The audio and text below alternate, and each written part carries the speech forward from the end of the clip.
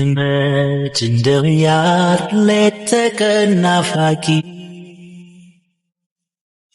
አሁን ሰልቸኝ አለሁሽ ጠባቂ ምንድነው ደግሞ ቤቱን ያስመሰልከው? ተደግፌ ቃል ኪዳን ታቅፌ እስኪ በቃክ እንዴ! አንተ እስከ መቼ ነው እሷን በመጠበቅ ራስህ እንደዚህ የምትጎዳው? እስክትመጣ አትመጣም። በቃ እርሳት። ከዚህ ምጣና ራስህን ቀይር። ገንዘብም ካስፈለገ ይሰጣል። በዙሪያ ያሉትን ሰዎች ለምን አትይም? የኔም ልብ እኮ በስሜት እንጂ በስሌት ፍቅር አይገዛም። ፍቅር ቀመር የለው። የአንቺ ኢኮኖሚክስ የሚያሰለው ደግሞ ስብርባሪ ሳንቲሞችን ብቻ። በፍቅር የተሰበረ ልብ ፍቅር ብቻ ነው የሚጠግን።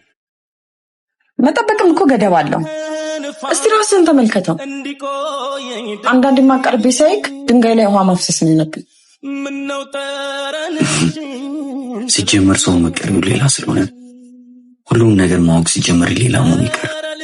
ትንሽ ማታውቂውን ማስቀረት ሁልጊዜ አብሮ ለመኖር ይጠቅማል። የራስ ጉዳይ ደግሞ አትርሽ። የውሃ ጠብታ ድንጋይን ይሰብራል። ኧረ እኔስ ፍጹም አልቻልኩም፣ አልጨክን ልቤ አልተዋለኝ። አምላኬ ተው በቃ በለኝ።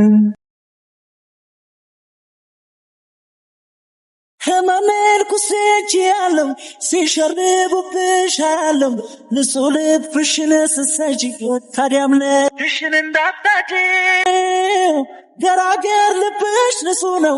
ኧረ ማነው ፎይኒ ሰው በቃ መተኛት አይችልም።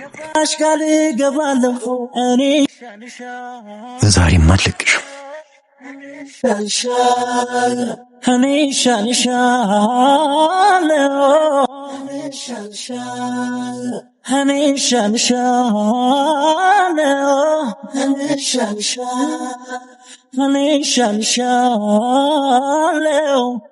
ወይኔ ትናንትና እኮ ቤት ስለተዝረከረከ ላስተካክልልኝ ብዬ ነው።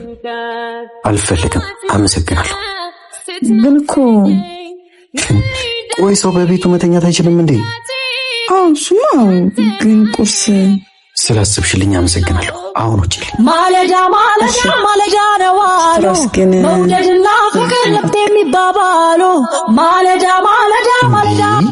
ቤቱን በአንድ እግር አቁመሽ እያጸዳሁ ትኛለሽ። ሁለተኛ እንዳትመጪ። ለማን ምን ፈለግሽ? ስልኬን ረስቼ ወጥቼ ነው። የት ጋር ነው ያለው? እኔ ራሴ እሰጥሻለሁ። ያስቀመጥኩበትን ቦታውን አታውቅም?